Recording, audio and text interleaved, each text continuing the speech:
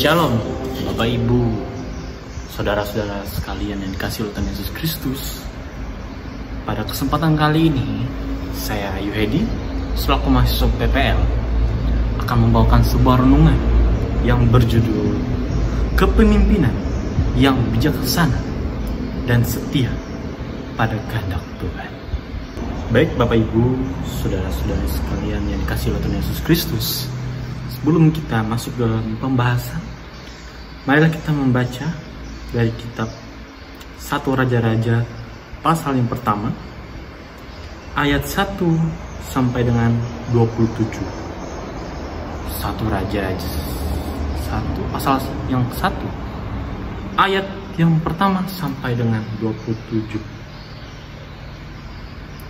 Dengan perikop hari tua Daud dan soal penggantinya.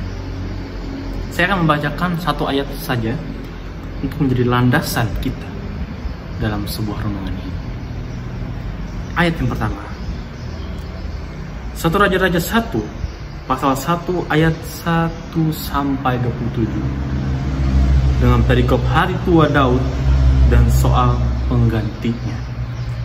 Ayat yang pertama, Raja Daud telah tua dan lanjut umurnya, dan biarpun ia diselimuti, badannya tetap dingin. Amin untuk firman Tuhan. Baik, saya akan menjelaskan apa yang menjadi renungan kita pada saat ini. Yang pertama adalah pentingnya persiapan suksesi kepemimpinan. Di ayat yang pertama tadi kita melihat bahwa Raja Daud sudah tua dan lemah, namun belum ada kejelasan tentang penggantinya. Hal ini menimbulkan ketidakpastian dan ambisi dari pihak-pihak yang menginginkan tahta dari Raja Daud tersebut. Nah, kalau kita melihat ayat pendukungnya, Raja Daud telah tua dan lanjut umurnya, dan biarpun orang menyelimutinya dengan kain, badannya tidak menjadi panas. Itu di ayat pertama. Bapak Ibu, saudara-saudari yang dikasihi oleh Yesus Kristus, adalah pentingnya kita mempersiapkan diri kita untuk sebuah pemimpinan atau suksesi kepemimpinan yang baru.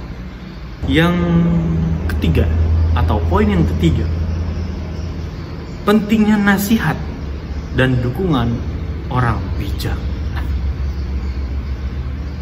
Ada sebuah kata, yaitu lebih baik kita mendengarkan orang yang lebih tua dan lebih berpengalaman daripada kita mendengarkan orang yang lebih muda, tapi pengalaman belum tentu ada.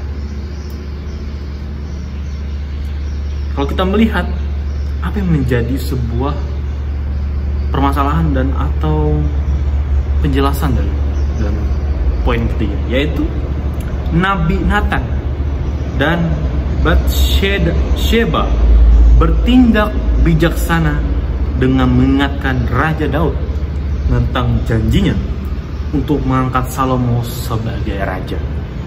Mereka mencari cara yang tepat untuk menyampaikan kebenaran. Kalau kita melihat ayat yang ke-11, kita lihat dengan berbunyi demikian, yaitu Nathan berkata kepada Batsheba, ibu Salomo, tidaklah engkau mendengar bahwa Adonia anak Hagit telah menjadi raja dengan tidak diketahui oleh tuan kita Daud. Makanya pentingnya sebuah nasihat dari orang yang bijaksana dalam hidup kita itu meliputi dari orang tua, orang yang lebih tua dari kita, lebih berpengalaman dari kita, untuk menasihati apa yang menjadi tugas kita. Dan yang poin yang terakhir adalah kesetiaan pada janji dan firman Tuhan. Raja Daud mengingatkan janjinya untuk mengangkat Salomo sebagai raja. Sesuai dengan kehendak Tuhan, ini menunjukkan pentingnya memegang janji dan setia pada firman Tuhan. Kalau kita melihat ayat tersebut, itu terdapat dari ayat 29 sampai 30 yang berbunyi demikian. Raja menyatakan dengan bersumpah, demi Tuhan yang hidup, yang telah membebaskan nyawaku dari segala kesesakan, sesungguhnya seperti yang telah kujanjikan kepadamu demi Tuhan Allah Israel, dengan berkata, anakmu Salomo akan menjadi raja sesudah aku, dan dialah yang akan duduk di atas tahtaku menggantikan aku. Demikianlah akan kulakukan pada hari ini juga. Ayat ini mengajarkan kita yaitu pada kesetiaan, pada janji-janji kita kepada Tuhan Yesus Kristus. Kesetiaan pada janji dan firman Tuhan tentunya.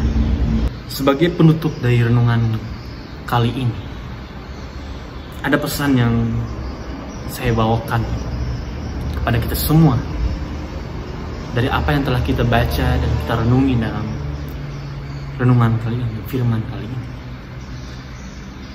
Renungan ini mengingatkan kita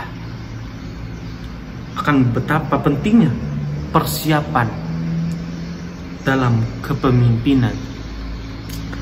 Bahaya ambisi yang tidak terkendali, nilai nasihat orang bijak, dan pentingnya kesetiaan pada janji dan firman Tuhan dalam hidup kita.